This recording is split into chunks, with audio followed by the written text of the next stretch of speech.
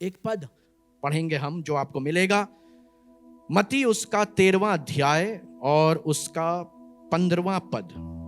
मत्ती उसका 13वां अध्याय और उसका 15वां पद।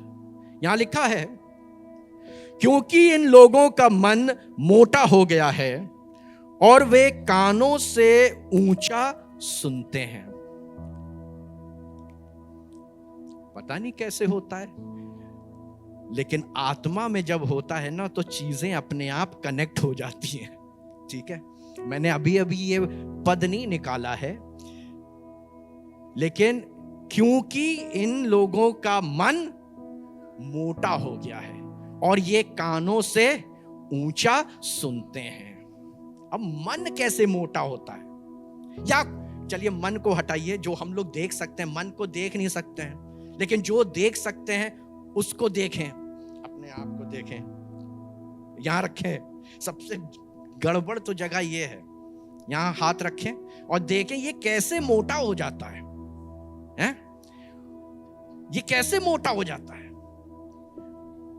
अब विचार करें, ये मोटापा है क्या?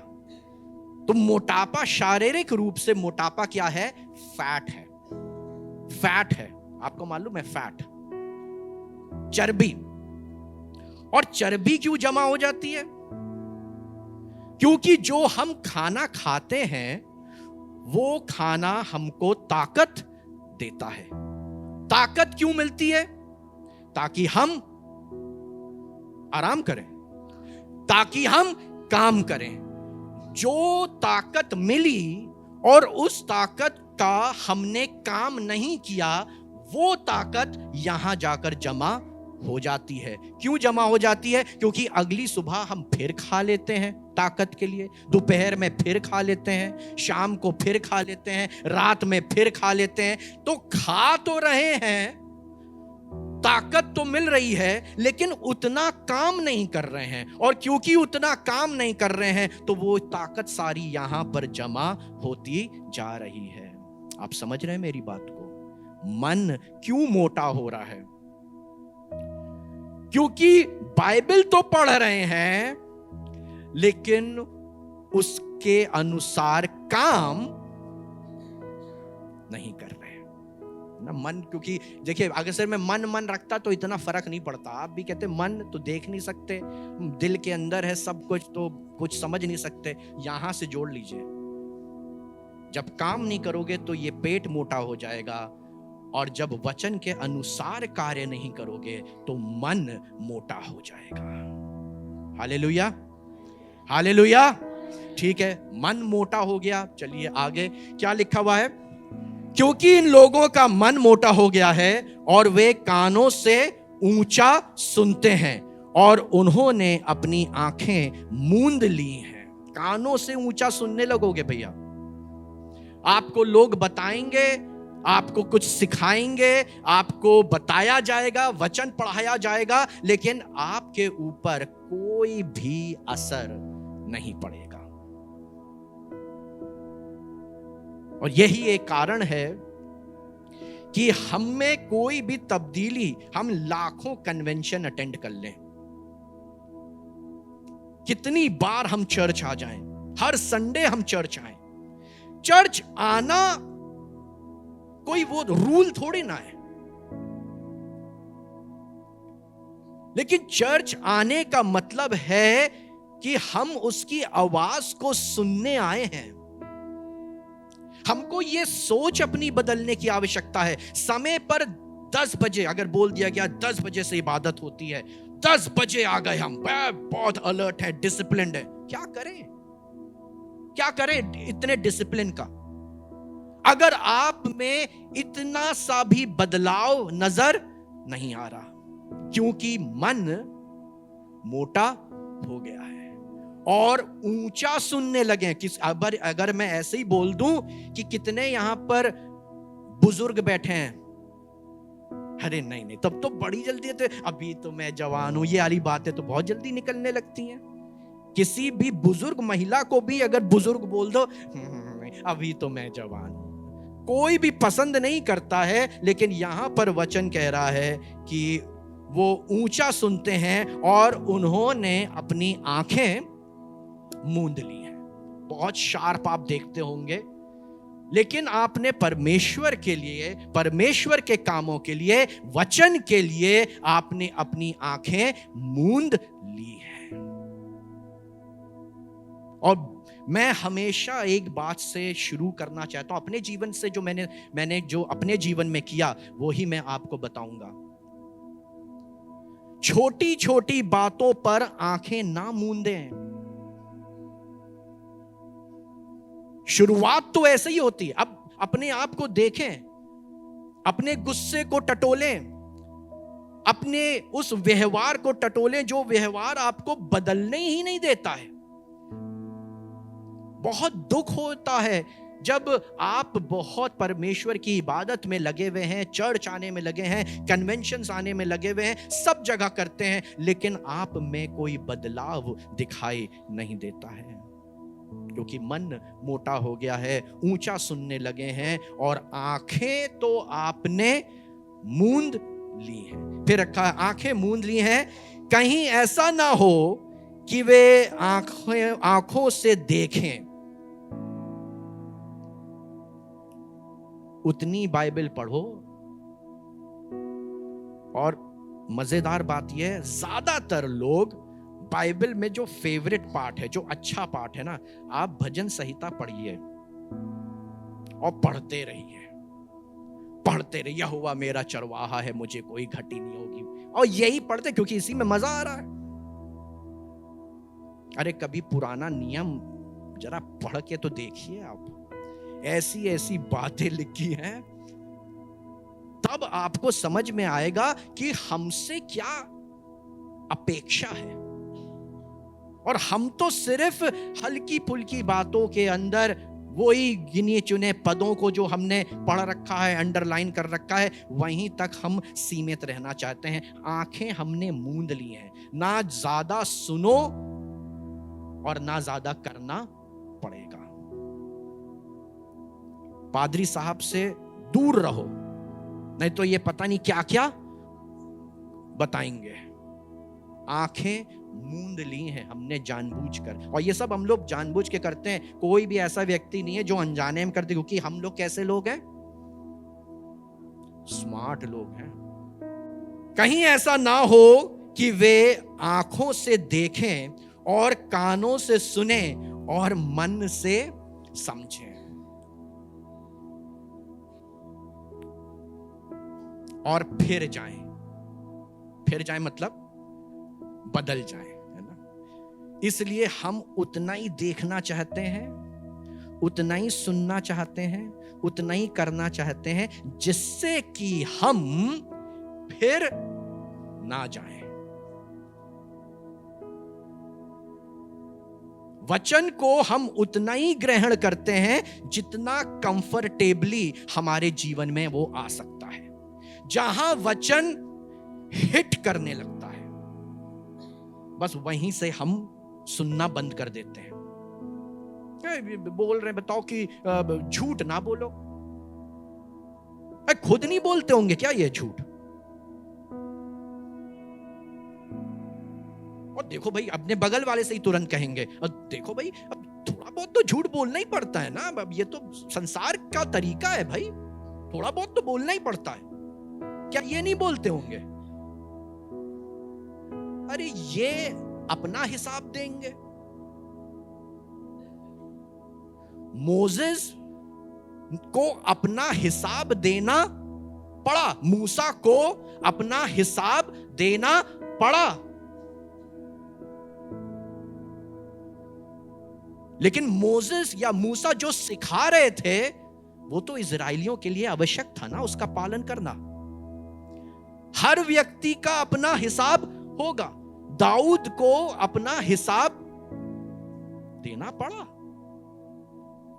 बावजूद इसके कि परमेश्वर कहते हैं कि मुझे मेरे मन के मुताबिक एक व्यक्ति मिल गया है। उसके बावजूद दाऊद को भी हिसाब देना पड़ा। तो मैं अपना हिसाब दूंगा, लेकिन जब बातें आपसे कोई कह रहा है, आपको सिखाई जा रही है, बताई जा रही है, तो अपने मन को मोटा ना करें, अपने कानों से ऊंचा ना सुने, अपनी आंखों को मूंद ना लें। Let it go deep in your heart and spirit. जाने दें उसको, और कोशिश ये करें कि वो इतनी गहराई तक जाए जहां से बदलाव शुरू हो जाए। कहीं ऐसा ना हो कि मन फिर जाए। तो हमने तो पहले ही वचन को इतना सीमित कर दिया है, इतना लिमिटेड कर दिया है कि वो हम में कोई भी बदलाव लाने ना पाए। और फिर आगे बहुत प्यारी बात लिखी हुई है, और फिर जाएं और मैं उन्हें चंगा करूं। हालेलुया। जब बीमारी होती है तब सारी ताकत लगती है परमेश्वर का ध्यान अपने तरफ आकर्षित करने में, है ना। तब मन एक अलग ही लेवल पर होता है। तब सुनने की इतनी ललक होती है कि कोई दूर से कह दे, कोई पादरी दुआ करने जो आ रहा है वो ये कह दे, हाथ रख के कह दे, कल सुबह तुम पूर्ण रूप से स्वस्थ हो जाओगे। तड़पते हैं ऐसी बातें सुनने के लिए। यस और नो, है ना। जब शरीर इतना कमजोर है, बीमारियों ने घेर रखा है, सब परेशानी है, हॉस्पिटल में 10 दिन से लेटे हुए हैं, तब मन करता है कोई एक ऐसा व्यक्ति आ जाए या डॉक्टर आ जाए और डॉक्टर यूं रिपोर्ट देखे कहे, अरे बहुत इंप्रूवमेंट है, वेरी गुड, हाँ कल शाम तक डिस्चार्ज हो जाओगे। तड़प रहे हैं सुनने के लिए। लेकिन जब वचन कह रहा है तुम सुनो तो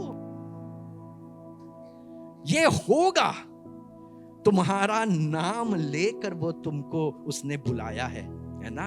उसने मतलब क्यों किसी इंसान पर हम डिपेंड कर रहे हैं, when directly our God is saying, जिससे हम उम्मीद कर रहे हैं वो खुद कह रहा है इस बात को कि मैंने तुम्हारा चित्र, और क्या चाहिए आपको, और कहां अपना पोर्ट्रेट देखना चाहते हैं, कहां देखना चाहते हैं। अपनी प्रोफाइल पे तो आपने लगा ही रखा है, लेकिन हमारा परमेश्वर ने मेरा पोर्ट्रेट अपने हाथ पर बना रखा है, और हम इधर उधर अपनी तस्वीरों को देखना चाहते हैं। बेस्ट कर दिया है उसने तो हमारे लिए पहले, अपने मन को मोटा कर लिया है, कानों से ऊंचा सुनने लगे हैं, आंखें मूंद ली हैं कि कहीं ऐसा ना हो कि मन फिर जाए, और मैं उन्हें चंगा कर दूं। Hallelujah, hallelujah. होने दे परमेश्वर तो चाह रहा है। यहां पर परमेश्वर की मन की बात जाहिर हो रही है, वो मुझको और आपको चंगा करना चाहता है। उसकी डिजायर है, चाहे वो शारीरिक बीमारी हो, चाहे वो आत्मिक बीमारी हो, लेकिन वो मुझको और आपको चंगा करना चाहता है। अब आइए इसकी अतिशयोक्ति पढ़ते हैं, है ना, एक्सट्रीम पढ़ते हैं। पढ़ लें यशायाह 5 अध्याय और उसका 20वां पद। अब बहुत ध्यान से पढ़िएगा, ठीक है, बहुत ध्यान से पढ़िएगा और फिर सुनिएगा भी। हाय उन पर जो बुरे को भला और भले को बुरा कहते हैं। बाप रे बाप, अरे सिंपल सिंपल सुन लेते तो यही बात चलो कुछ तो ठीक होती, लेकिन हम तो उनमें से हैं जो क्या कर रहे हैं। हाय उन पर जो बुरे को भला और भले को बुरा कहते हैं, जो अंधियारे को उजियाला, जो अंधियारे को, जल्दी से कोई एग्जाम्पल बताए कोई जन, जो अंधियारे को उजियाला कहते हैं। बरअब्बा को छोड़ दो, यीशु को सलीब दो। समझ रहे हैं? बरअब्बा को छोड़ दो। वो कौन था? डाकू, मर्डरर, आप मेरी बात को समझने की कोशिश करिएगा। हम वो लोग हैं जो अंधियारे को उजियाला कह रहे हैं, गलत को सही कह रहे हैं। ये लेवल आ गया है मेरा और आपका। बरअब्बा को छोड़ दो और यीशु को सलीब दो। हाय उन पर जो बुरे को भला और भले को बुरा कहते हैं, जो अंधियारे को उजियाला और उजियाले को अंधियारा ठहराते हैं। यीशु मसीह को अंधियारा ठहरा दिया गया था। इसने परमेश्वर के विरुद्ध पाप किया है, इसने ब्लास्फेमी करी है। यह कहता है कि यह खुद परमेश्वर है। यह कहता है इस मंदिर को, उसके यीशु मसीह के चेले आ रहे थे यीशु मसीह के पास, और उसके साथ साथ चल रहे थे। अभी बड़ा काम हुआ था, मंदिर में से ये लोग निकले तो यीशु मसीह के चेले मंदिर को देख रहे थे और कह रहे थे, मंदिर कितना खूबसूरत है ना यीशु मसीह, कितना ब्यूटीफुल है। देखिए कैसी इसमें कार्विंग है, कैसे पत्थर हैं, और यहां पर जो भेंटे लोग लेकर आते हैं, गजब की चीजें हैं। तो आपको मालूम है यीशु मसीह ने क्या कहा? यीशु मसीह चल रहे थे, उन्होंने कहा ऐसा है, ये जितना पत्थर तुम देख रहे हो एक के ऊपर एक रखा हुआ, ये सब ढा दिया जाएगा, ये सब ढा दिया जाएगा। यीशु मसीह ने प्रिडिक्शन कर दिया था, पहले ही बता दिया था, ये मंदिर जो तुम देख रहे हो ये ढा दिया जाएगा। तुम इसकी खूबसूरती देख रहे हो, मैं इसके आगे का देख रहा हूं। आज मेरे और आपके साथ हो ही ये रहा है। हम सांसारिक चीजों के अंदर इतना फंस गए हैं कि जो यीशु मसीह आगे का हमको दिखाना चाहते हैं वो हम देख नहीं पा रहे हैं, क्योंकि वापस क्या हो गया है? मन मोटा हो गया है, कान ऊंचा सुनने लगे हैं, आंखें मूंद ली हैं कि कहीं वो हमको चंगा ना कर दे। और तब चेलों ने कहा, अच्छा तो अगर ये सब होगा तो फिर ये भी बताइए ये सब कब होगा? इन सब चीजों में हम बहुत इंटरेस्ट लेते हैं कि आगे क्या होगा। आगे वचन बता रहा है कि आगे तुम चंगे होगे, मन से भी चंगे होगे, शरीर से भी चंगे होगे, ये होगा आगे। एक अमीर व्यक्ति वो आया, देखने लगा, उन्होंने देखा मेरे पास अच्छे खेत हैं, बड़े बड़े खेत हैं, और इतनी उपज है, मैं अपनी सारी ये अच्छी चीजें कहां रखूं? तो उस अमीर व्यक्ति ने क्या किया, वो जो बैरिकेडिंग बना रखी थी, वो जो छोटी छोटी मुंडेरें बना रखी थी, उसने वो सब तुड़वा दी। कहने इसको और बढ़ाओ, और बढ़ाओ, और चाहिए, और चाहिए, और बढ़ाओ, और बढ़ाओ। और जब ये खूब बढ़ जाएगा तब मैं इसमें अपनी सारी चीजें रखूंगा, अपनी सारी कीमती वस्तुएं रखूंगा, अपनी सारा उपज रखूंगा। और फिर अपने मन ही मन बोलने लगा, मेरी आवश्यकता की सारी वस्तुएं यहां पर उपस्थित है, अब मैं आराम से जीऊंगा। तब यीशु मसीह ने क्या कहा, ऐ मूर्ख, तू जो अपने बारे में सारे विचार कर रहा है कि अब तूने अपने लिए सब कुछ इकट्ठा कर लिया है, अब तुझको किसी चीज की आवश्यकता नहीं है, तू इसको मीठा समझ रहा है जो कड़वा है, और जिसको मीठा समझना चाहिए था उसको तू कड़वा करके छोड़ दे रहा है। और अगर तू ऐसा सोचता है तो आज रात ही अगर तेरी जान तुझसे ले ली जाए तो ये सब जो तूने जमा करके रखा है ना, ये किसी और को मिल जाएगा। आप देख नहीं पा रहे हैं, आप समझ नहीं पा रहे हैं, ये व्यक्ति समझ नहीं पा रहा था, ये सिर्फ सोच रहा था कि मैं अपनी मेहनतों से, अपने काम से, अपने पैसे से, अपने रुतबे से मैं आराम से जीऊंगा, मैं चैन से जीवन व्यतीत करूंगा। पर यीशु मसीह तो कह रहे हैं, मैं तुमको चंगा करूंगा। अगर तुम मन फिरा लोगे तो मैं तुमको चंगा करूंगा। और हम और आप इसको क्या हम लोग टाइटल दे सकते हैं? इस अमीर व्यक्ति को क्या टाइटल दे सकते हैं, जिसके बारे में ये अभी मैंने बताया आपको? बाइबल से है, मैं कोई भी बात अपने मन से नहीं बताता हूं। इसको क्या टाइटल दे सकते हैं? मूर्ख, घमंडी है? और ये टाइटल अब हम अपने आप पर देखिए। जिसको तुम्हें मीठा समझना चाहिए था उसको तुम कड़वा समझ रहे हो, और जिन चीजों को तुमको बेकार का समझना चाहिए था, बाइबल में कहीं लिखा है ना कि इन सब चीजों को कूड़ा समझो, कूड़ा समझना चाहिए था, उनको बहुमूल्य समझ रहे हो। क्यों समझ रहे हो? क्योंकि तुम्हारी आंखें तो हैं लेकिन तुम देख नहीं पा रहे हो।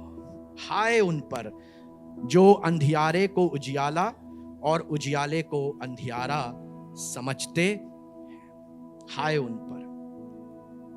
अब मैं कुछ करके आपको दिखाऊंगा, या मैं क्या करूंगा, मैंने आज मौली से रिक्वेस्ट करी है, मौली कुछ करके दिखाएगी, फिर उसके आगे मैं आपसे को बताऊंगा। मौली को करना क्या है? मौली को आज एक अंधा व्यक्ति बनना है, ठीक है?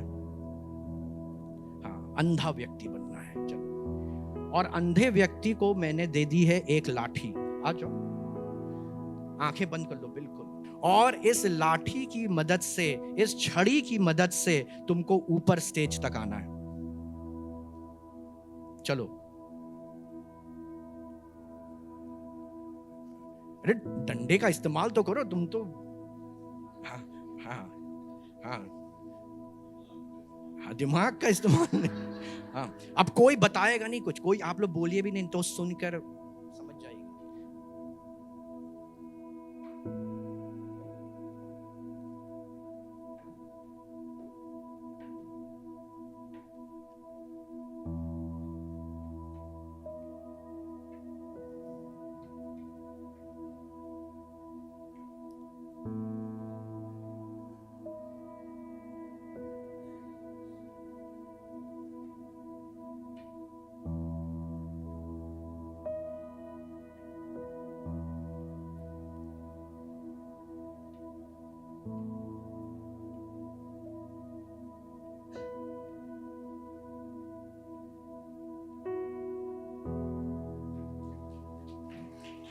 अंधी रहो। हाँ। अंधे व्यक्ति ने लाठी का सहारा लेकर ऊपर तक ये आ गई है ना? इस पूरे रास्ते में तुमको सबसे काम की चीज, आंखें खोल लो। हाँ, पूरे रास्ते में जो तुम ये आ रही थी, सबसे काम की चीज तुमको क्या लगी? लाठी। लाठी लगी, सबसे काम की चीज। आंखें बंद करो।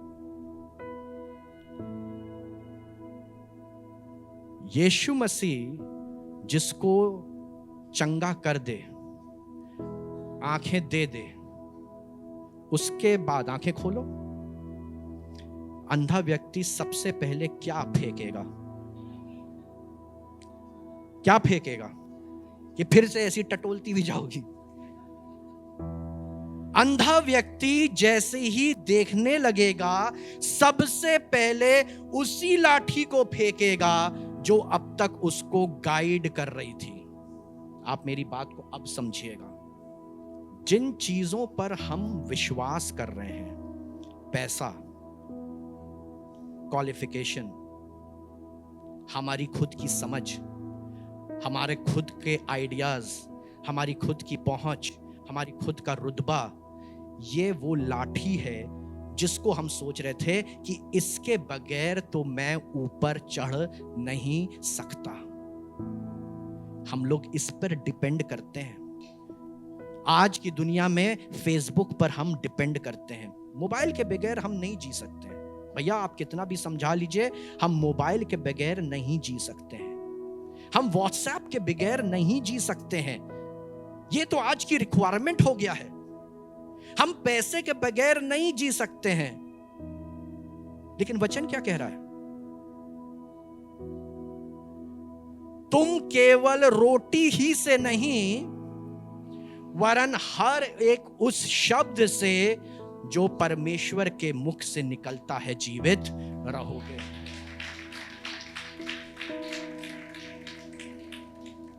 लेकिन हम समझ इसलिए नहीं पा रहे हैं क्योंकि हम लाठी का सहारा ले रहे हैं। ये लाठी कौन है? ये लाठी है हमारा पैसा, ये लाठी है हमारा रुतबा, ये लाठी है हमारी एजुकेशन, ये लाठी है हमारे परिवार के जन, मम्मी पापा, बीवी, बच्चे, ये पति, नौकरी, ये सब। और इसलिए हम विश्वास ही नहीं कर पा रहे हैं कि ऐसा हो सकता है। लेकिन जिसकी आंखें यीशु मसीह खोल देगा, वो सबसे पहले क्या फेंकेगा? इस लाठी को फेंकेगा और अब अपनी आंखों से देखते हुए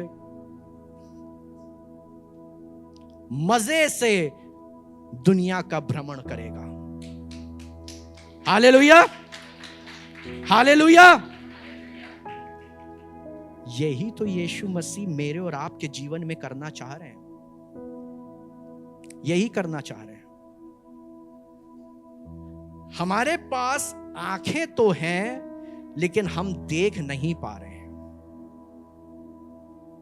क्योंकि हमने अपनी चीजों का सहारा इतना बढ़ा दिया है कि हमें लगने लगा है इसके बगैर मुमकिन नहीं है। पत्नी को ऐसा लगता है कि पति के बगैर मुमकिन नहीं है।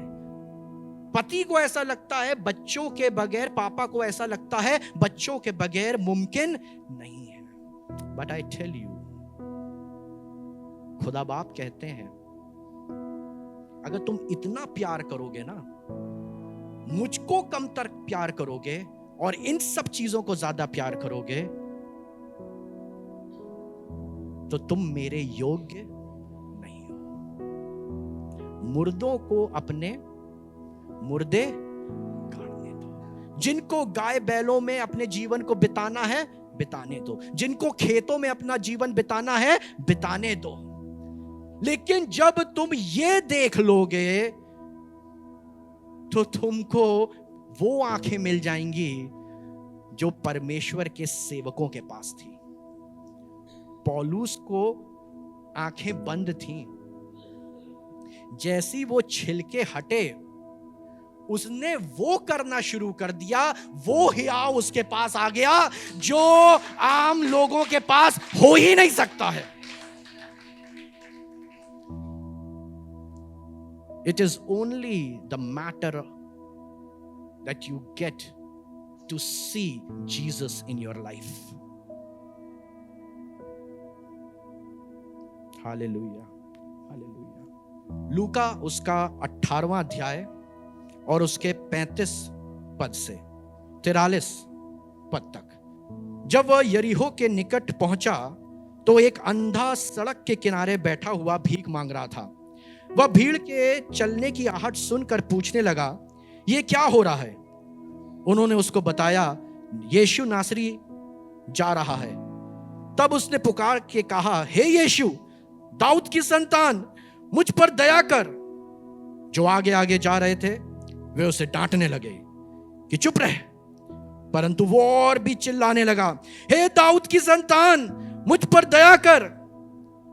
तब यीशु ने खड़े होकर आज्ञा दी कि उसे मेरे पास लाओ।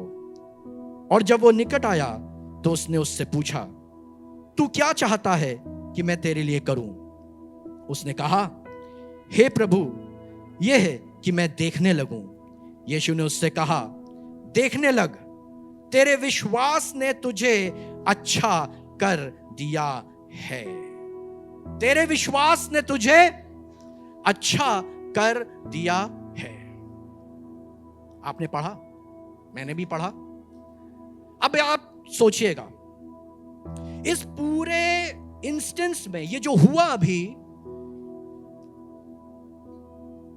इसमें अंधे व्यक्ति का विश्वास कहां था?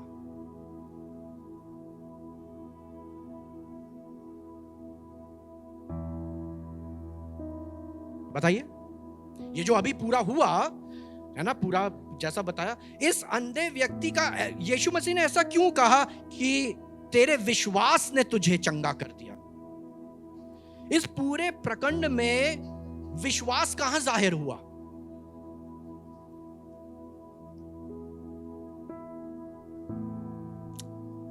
बताइए, नहीं हुआ ना? नॉर्मल है, इसमें विश्वास की बात, वो सुन ही रहा है, तो जो सुन रहा है, जो प्रकट में है, उस पर विश्वास करना क्या ना? विश्वास तो अनदेखी वस्तुओं का प्रमाण है। तो जो हो रहा है वो तो सुन ही रहे ना, तो इसमें विश्वास कहां है? यीशु मसीह ने लेकिन कहा तेरे विश्वास ने तुझे चंगा कर दिया। तो पूरे इस पूरे जो अभी बात अभी हम लोगों ने पढ़ी, इसमें विश्वास इस अंधे व्यक्ति का समझ में नहीं आ रहा यीशु मसीह ने ऐसा क्यों कहा। ठीक है,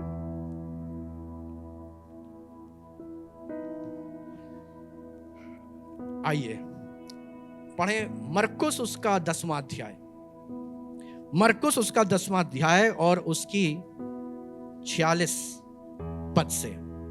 सब लोग निकाल लें और बड़े ध्यान से पढ़िएगा। मरकुस उसका 10वां अध्याय और उसका 46वां पद से आगे मैं पढ़ रहा हूं। यहां लिखा है, वे यरीहो में आए और जब वह और उसके चेले और एक बड़ी भीड़ यरीहो से निकलती थी, तब तिमाई का पुत्र बरतिमाई, एक अंधा भिखारी, सड़क के किनारे बैठा था। वह यह सुनकर कि यीशु नासरी है, पुकार पुकार कर कहने लगा, हे दाऊद की संतान, यीशु मुझ पर दया कर। बहुतों ने उसे डांटा कि चुप रहे, पर वह और भी पुकारने लगा, हे दाऊद की संतान, मुझ पर दया कर। तब यीशु ने ठहर कर कहा, उसे बुलाओ। और लोगों ने उस अंधे को बुलाकर उससे कहा, ढांढस बांध, उठ, वो तुझे बुलाता है। 50वां पद ध्यान से देखिए, वो अपना कपड़ा फेंक कर शीघ्र उठा और यीशु के पास आया। इस पर यीशु ने उससे कहा, तू क्या चाहता है कि मैं तेरे लिए करूं? अंधे ने उससे कहा, हे रब्बी, ये है कि मैं देखने लगूं। यीशु ने उससे कहा, चला जा, तेरे विश्वास ने तुझे चंगा कर दिया है। जिस समय ये अंधा व्यक्ति अंधा ही था, जिस समय ये अंधा व्यक्ति अंधा ही था, जो हमने पहले पढ़ा और इस बार जो पढ़ा, उसमें एक फर्क है, और वो ये फर्क है, ये अंधा व्यक्ति एक कपड़े को लिए बैठा रहता था। जब जमीन पर बैठा रहता था तो एक कपड़ा अपने सामने फैलाए रहता था, ताकि जो लोग भी वहां से निकल रहे हो वो कपड़े पर फेंक दे और उसको देकर आगे निकल जाए। क्योंकि अंधा है, वो कैसे किसी के तरफ हाथ बढ़ाएगा, कैसे उसके हाथ में दिया जाएगा? उसने वो कपड़ा रखा हुआ था, कपड़ा उसकी रोजी रोटी का सहारा था। कपड़ा को वो लपेट कर अपने पास जब रात में सोता था तो उसी कपड़े को लपेट के सोता था। वो उसका घर था, वो उसकी आरामदेह जगह थी। लेकिन जब यीशु ने उसको पुकारा तो उसने अपनी आरामदेह जगह को सबसे पहले छोड़ा, अपनी कमाई के रास्ते को सबसे पहले छोड़ा और भाग कर अपनी अंधी अवस्था में वो यीशु के पास गया। और तब यीशु ने उससे कहा कि तेरे विश्वास ने तुझे चंगा कर दिया है। हालेलुया। आपको अपनी अवस्था में यीशु के लिए कुछ छोड़ना पड़ेगा, और ऐसा छोड़ना पड़ेगा जिससे आपके जीवन पर असर पड़ता हो। मैं कभी भी ऐसे छोड़ने के पक्ष में नहीं हो जिससे कि कोई फर्क ना पड़ता हो। एक व्यक्ति जो लाखों कमाता है, बाइबल में इसका भी वर्णन है ना, एक व्यक्ति जो लाखों कमाता है, अगर वो 1000 रुपए दे दे तो क्या फर्क है? लेकिन एक व्यक्ति शायद जो मुश्किल से 5,000 कमाता है और वो अपनी कमाई में से 1,000 रुपए निकाल कर दे दे, यीशु कहता है इनमें से सबसे ज्यादा तो इसने दिया है। अपनी अवस्था में करके तो देखिए, मैं आपको सच बता रहा हूं, ये अंधा व्यक्ति अंधा ही रह जाता अगर अपने कपड़े पर, अपनी लाठी पर अपने विश्वास को बनाए रहता। लेकिन इस व्यक्ति ने अपना वो ही कपड़ा फेंक दिया जिसको ये अभी तक अपने लिए भीख को इकट्ठा करता था।